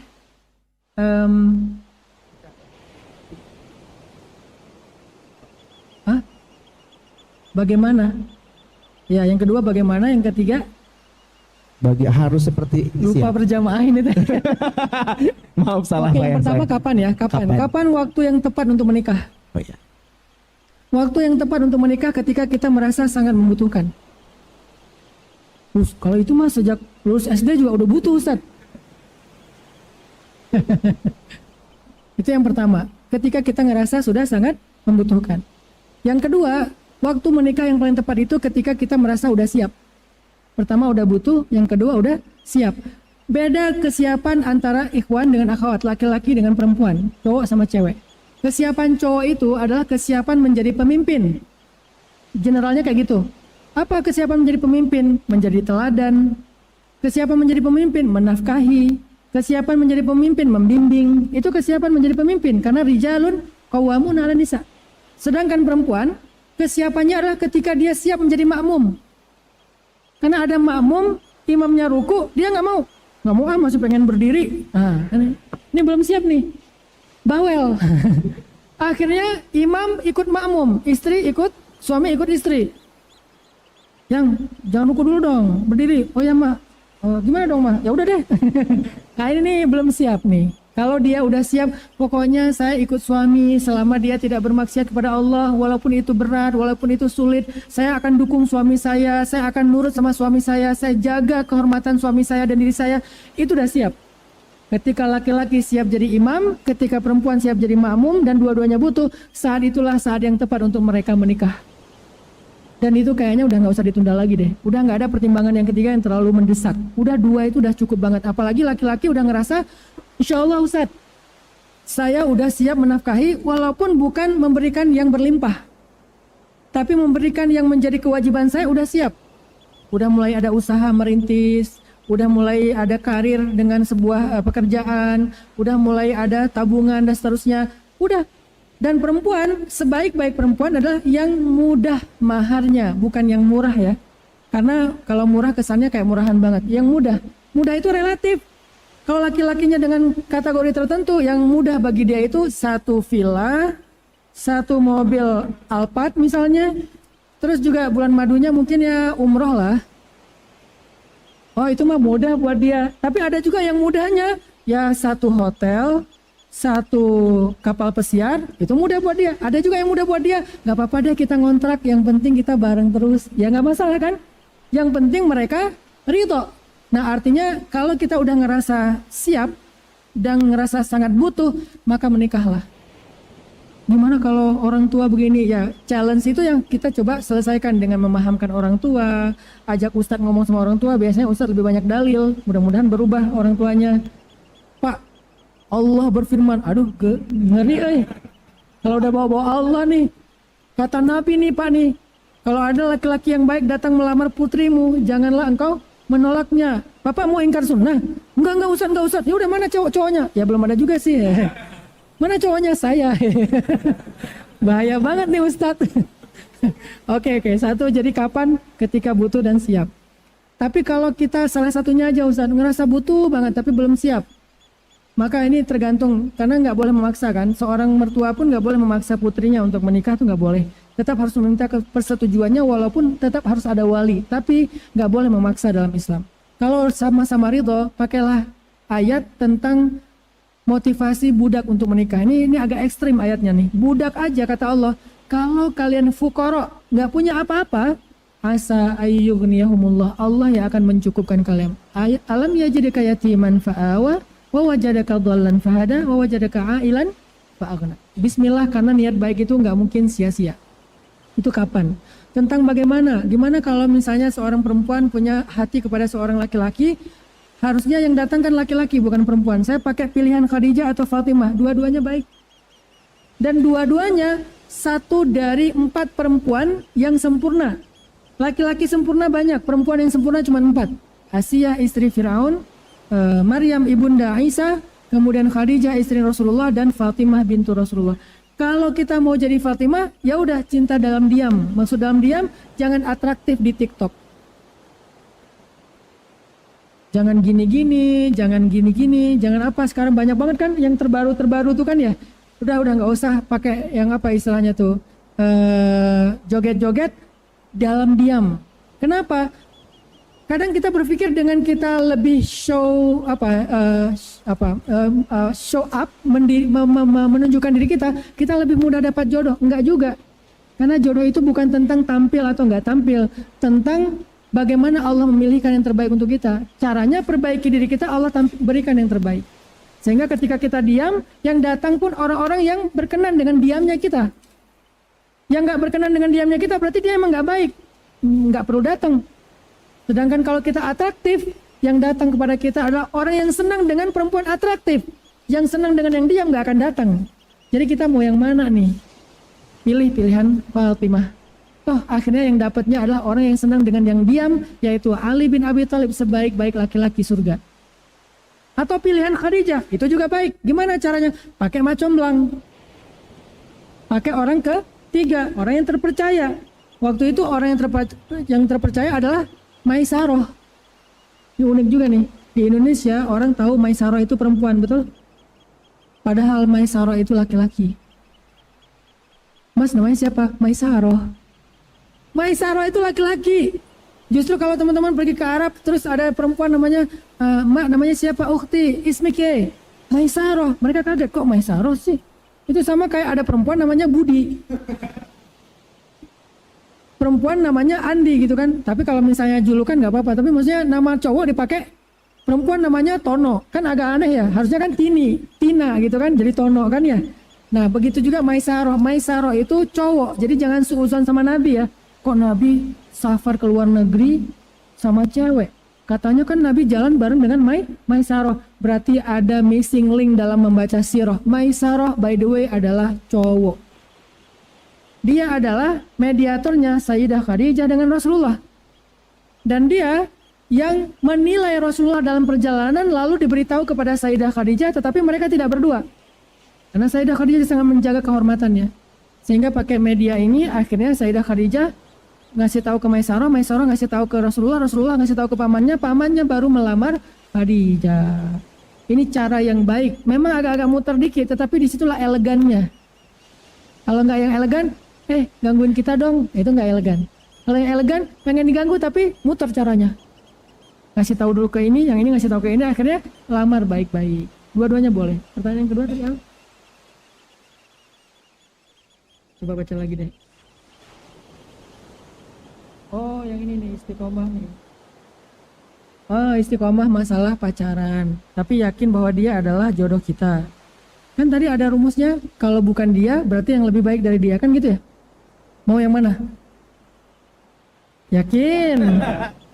Kalau bukan dia, berarti yang lebih baik dari dia. Mana coba? Yang jujur nih. Dia yang terbaik. Abu ini luar biasa, jawabannya ngejebak. Oh, karena udah nikah ya, nggak punya pilihan ya. Mau dia atau lebih baik dari dia? Coba yang cowok-cowok dulu jawab. Mau dia atau lebih baik dari dia? Mau dia. Gimana kalau menurut Allah dia bukan yang terbaik? Sehingga nanti selesai akhirnya kita nyesel. Kan bisa jadi kayak gitu kan? Ya Allah, tahu gini. Muncul kata-kata itu. Maka pilihan yang terbaik adalah pilihan Allah, bukan pilihan kita teman-teman. Karena yang tahu tentang seseorang diam dan rahasia dan aibnya cuman Allah, kita nggak tahu. Yang tahu masa depan cuma Allah, kita nggak tahu. Wallahu ya'lamu wa antum la ta'lamun. Allah tahu dan kalian nggak tahu. Wa asirru qaulakum aw ijharu bi innahu alimun bidzati sudur. Allah tahu rahasia kalian dan yang tampak. Sehingga jangan pernah kita merasa sok tahu. Dia aja Ustadz, dia aja Allah. Ya kalau emang dia benar sesuai dengan pilihan Allah. Kadang-kadang pilihan kita sama dengan pilihan Allah. Tapi bagaimana kalau berbeda? Sehingga kita memaksakan diri dengan ego dan merasa lebih tahu, akhirnya kita nyesal dan banyak kejadian seperti itu. Maka serahkan kepada Allah. Tapi boleh nggak kita berharap dia? Boleh. Kenapa harus berharap dia kalau harus kecewa? Kenapa harus kecewa kalau ada yang lebih baik dari dia? Lalu kenapa kita harus berharap dia kalau memang ada yang lebih baik? Dia menjadi standar kita. Sehingga kalau mau diberi yang lebih baik, berarti lebih baik daripada standar kita. Nggak apa-apa kan punya standar yang tinggi. Ya Allah, pengen anak basket, tinggi 2,5 meter. Yang lebih baik 3 meter. Akhirnya kalau foto dia selalu harus duduk gitu ya. Ya Allah, pengen yang glowing kayak cewek Korea misalnya. Kalau minum air, airnya kelihatan di sini. Dapat lebih baik dari dia, kayak kaca. Oh, luar biasa. Artinya, dia adalah standar terbaik kita. Tapi kalau Allah mau ngasih yang lebih daripada standar kita, maka itu luar biasa.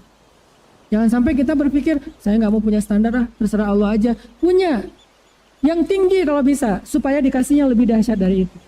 Jadi, ini tentang iman. Orang yang mau berhenti pacaran, itu pasti buah dari yakin dan imannya kepada Allah, pasti. Karena kalau dia nggak benar-benar yakin sama Allah, dia takut kehilangan, dia nggak akan berhenti pacaran. Nanti kalau jadian sama lain gimana? Nanti kalau diambil orang gimana? Masih pacaran aja bisa selingkuh, masih pacaran aja bisa makan teman ya. Apalagi nggak pacaran, gimana nanti? Ini masalah yakin teman-teman. Jadi kalau kita benar-benar yakin sama Allah, udah pacaran itu udah bukan lagi menjadi salah satu syarat kita. Orang beli mobil aja ada test drive.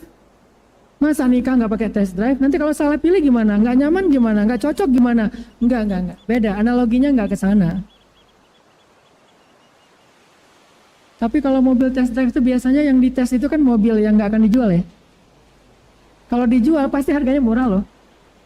Ini mobil tahun 2021 karena sering dipakai test drive kan ya. Kilometernya udah berapa? Udah 5.000. Pasti harganya turun. Beda sama mobil yang kilometernya masih 0, masih plastikan. Kita mau yang test drive atau mau yang baru? Kan kayak gitu analoginya. Walaupun artinya ini nggak analogi terlalu jorok. Yang maksudnya kenapa pakai analogi itu nggak cocok? Makanya caranya ya udah iman aja kepada Allah, belajar yakin kepada Allah. Gimana dengan masalah karena keinginan, desire, nafsu, syahwat? Tenang. Ada masanya kita meluapkan semua keinginan itu bahkan berpahala. Nggak ada pembatasnya. Boleh apa aja boleh. Yang bahkan di pacaran itu kita nggak berani melakukan, di dalam pernikahan berani, itu berpahala malah coba. Cuman masalah waktu doang, sabar. Ustaz katanya kalau udah menikah nanti udah nggak seru Ustaz. Yang diomongin iuran listrik, bayar kontrakan, sekolah anak. Iya, siapa bilang nggak? Tapi ada yang lebih seru juga. Kok Ustaz bisa nyimpulin gitu? Kan saya udah nikah. Emang kalau udah nikah tuh masih ada aroma pacaran gitu Ustaz, bercanda. Itu kan gimana pembawaan kita ya? Kalau kita sama istri itu seru, ya seru aja. Tapi kalau sama istri kaku, ngomongnya yang serius-serius doang, ya kaku juga. Gimana kita? Jadi kalau kita sama istri mau bercanda, gojlok-gojlokan, ledek-ledekan tapi nggak terlalu berlebihan, itu tetap seru. Nabi sama Aisyah itu seru banget. Nonton bareng. Emang ada adegan Nabi nonton bareng? Ada banget. Performansnya orang Habasyah, Nabi nonton bareng dengan Sayyidah Aisyah. Nonton naruh dagu Sayyidah Aisyah di atas pundak Nabi, nempel pipi Nabi dengan pipi Aisyah. Romantis. Lari bareng. Maaf, bahkan di kitab fikih diajarkan mandi bareng. Coba. Bisa nggak bisa ngebayangin? Ya udah nggak usah dibayangin, nikah dulu aja. Dan itu semuanya berpahala, coba bayangin. Yang lebih keren lagi apa? Nabi setiap habis berwudu mengecup kening Aisyah lalu pergi ke masjid. Itu nggak bisa kalau pacaran, batal wudunya. Wudu yang kecup dulu batal, udah batal dosa lagi tuh. Kalau habis nikah menurut mazhab Maliki maka itu kecuali beberapa, walaupun nggak semua Syafi'iyah ya, sebagian Syafi'iyah kan kalau suami istri bersentuhan batal. Tapi yang berpendapat jumhur ulama, ini kita hargai semua pendapat. Ini hanya memberi contoh bahwa Nabi pernah habis wudu, sering habis wudu mengecup Aisyah ke masjid. Wudu mengecup Aisyah ke masjid. Dan itu saya praktekin. Kamu ngapain sih habis wudu ngecup aku? Kan Nabi juga kayak gitu. Oh ya udah sunnah ya ini. Ya. Itu. Artinya teman-teman nggak usah khawatir. Ada waktunya nanti akan pacaran dan pacarannya bahkan berpahala insyaallah. Masya Allah, tabarakallah. Semoga sudah semakin jelas ya. Yang belakang sudah tampak senyum-senyum lebar, sudah dapat pencerahan. Alhamdulillah. Selanjutnya saya akan, karena waktu Ustadz ya, kita harus sudah selesai sebelum nanti azan maghrib. Ini saya akan satukan saja pertanyaan terakhir mengenai menjemput keajaiban Ustadz dan juga ketetapan hati. Yang pertama adalah, ini menjemput keajaiban. Boleh jadi sesuatu yang nggak mungkin Ustadz ya, itu bagaimana sakit akan sulit sembuh. Apakah kita harus terus berpositif thinking dengan keajaiban yang akan terjadi atau harus seperti apa? Dan yang terakhir adalah ini bagaimana untuk memantapkan hati. Terkadang kita terlalu insecure, was-was, khawatir dengan segala sesuatu yang sebenarnya belum terjadi.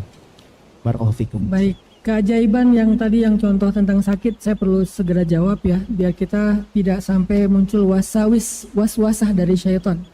Ketika ada yang sakit atau mungkin kita sakit yang secara medis kayaknya nggak bisa sembuh, walaupun nggak ada yang mustahil ya, tapi secara medis kayaknya agak sulit, jarang ada yang bisa survive dari sakit itu. Lalu apakah kita masih boleh berdoa sembuh atau mengharapkan sembuh dan seterusnya? Boleh teman-teman. Dan doa itu kita baca dengan keyakinan Allah pasti mengabulkan. Tapi kata dokter ini kayak 1 dari 1000 yang bisa sembuh. Tapi kan doa itu dikabulkan dengan cara yang beberapa cara. Tadi kan saya bahas 2, sebetulnya ada 4 cara. Yang 2 lagi nggak dibahas karena mungkin terlalu rumit buat kita. Nah karena ada contoh yang kayak gini, saya tambah cara yang ketiga. Apa cara yang ketiga Allah mengabulkan doa kita? Allah akan mengganti doa itu, kebaikan yang kita minta, dengan dihindarkan dari keburukan yang lebih besar dari itu.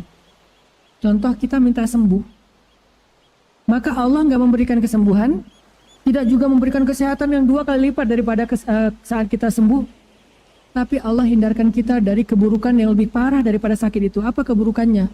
Putus asa dan wafat dalam keadaan su'ul khotimah. Ya Allah, saya pengen mati aja, saya udah nggak kuat lagi, mending saya suntik mati aja dan seterusnya. Putus asa. Ada yang bahkan depresi, ada yang bahkan loncat dari gedung, ada yang bunuh diri kan gitu kan? Ini su'ul khotimahnya, Allah hindarkan. Sehingga dengan doa istrinya, dengan doa keluarganya, Allah tolong orang yang sakit ini. Caranya ditolong gimana? Dikuatkan hatinya sehingga dia ridho. Dia ridho. Dia sakitnya orang ngelihatnya kasihan, tapi dia ridho. Arti ridho itu lapang dada, dia menerima sakitnya. Ketika dia ngerasain ada kambuh sakitnya, muncul rasa sakitnya, dia astagfirullah, astagfirullah, astagfirullah. Akhir hayatnya, la ilaha illallah, dalam keadaan berharap pada Allah, itu orang dijamin masuk surga. Bukankah itu yang terbaik? Artinya nggak ada sia-sianya doa teman-teman. Roja, berharap kepada Allah itu nggak ada sia-sianya. Sehingga kalau Allah nggak kabulkan dengan cara pertama, berarti cara kedua.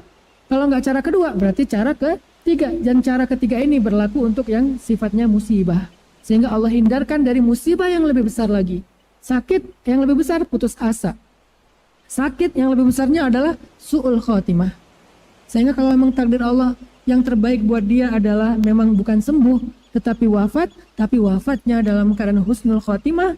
Kalau dia sakit dan belum wafat, maka sakitnya dalam keadaan ridho. Sehingga setiap dia sakit Allah gugurkan dosanya. Setelah 1 tahun, 2 tahun, akhirnya dia jadi seperti orang yang gak punya dosa, seperti para nabi. Begitu dia wafat, dia dijamin masuk surga tanpa hisab. Coba, kok bisa tanpa hisab? Apa yang mau dihisab? Dosanya udah habis gara-gara dia sakit. Itu lebih baik dan itu lebih berharga daripada sembuhnya. Bisa jadi kayak gitu. Jadi gak ada ruginya berharap yang terbaik. Atau kalau contohnya tadi saya yakin dia jodoh saya, dia belum yakin saya jodoh dia. Ini ya bisa jadi yang satu itu agak ragu, bisa jadi yang satunya GR. Kita nggak pernah tahu ya. Yang penting bukan manusianya, ke Allahnya lah. Soal manusianya yakin atau enggak, saya sering saya kasih tahu, saya itu adalah suami yang 5 hal yang nggak diinginkan istri saya pada calon suaminya ada semuanya di saya. 5 hal yang istri saya kalau berdoa sebelum dia nikah dengan saya, ya Allah, saya suami kalau bisa jangan satu orang Sumatera, saya orang Aceh, suami saya orang Jawa, istri saya orang Jawa, istri saya orang Jawa. Bukan masalah suku ya, mungkin masalah cocok nggak cocok. Dia kayaknya takut kalau orang Sumatera kan belak-belakan apa adanya, sementara orang Jawa santun segala macam. Ya Allah, kalau bisa sesama orang Jawa aja, jangan orang seberang. Orang seberang. Kalau bisa yang bersih, jangan janggotan. Masa saya harus nyukur? Kalau bisa yang kulitnya bersih putih, saya estetik. Kalau bisa yang bukan ustadz, yang nggak diceramain, ya katanya saya ustadz. Kalau bisa jangan yang lebih muda, saya lebih muda. 5 hal yang dia hindari dari calon suaminya, 5-5-nya ada di saya. Begitu ketemu, ya Allah jangan itu dong, saya ya Allah itu banget. Ustadz, akhirnya jadi, dia nggak bisa nolak. Udah, andalkan langit aja deh, nggak usah andalkan bumi. Bumi susah diandalin. Lihatlah bumi dari langit, maka semuanya terlihat kecil. Lihatlah bumi dari langit, maka semua akan terlihat kecil. Tapi kalau kita lihat bumi dari tempat kita berdiri, semuanya tampak besar. Alhamdulillahirabbil alamin. Barakallahu fiik, jazakallahu khair. Ini luar biasa ya. Kalau buat saya pribadi ini menjadi semacam refleksi diri juga, Ustadz. Tadi banyak selain nyolek, banyak nampar saya ya dengan banyaknya dosa. Kemudian kita harus berbaik sangka kepada Allah. Kemudian berbuat baik, jangan disepelekan nih, sangat luar biasa. Makin semangat untuk kita ya teman-teman untuk bisa mengamalkan apa yang udah Ustaz sampaikan. Insya Allah kita menjadi pribadi yang lebih baik. Dan sebelum maghrib ini ada kabar gembira, ternyata masih ada kuota yang ingin mensupport dakwahnya Ustadz Hanan Attaqi ya. Ini ternyata masih ada Al-Qur'annya dan juga ada merchandise dari shiftnya. Ini seharga 2 juta rupiah dan bisa ditransfer setelah kajian ini berlangsung. Ada yang berminat lagi? 1, 2, 3, ahwatnya 4, 5, 6, 7, 8, satu lagi 9 di belakang ya.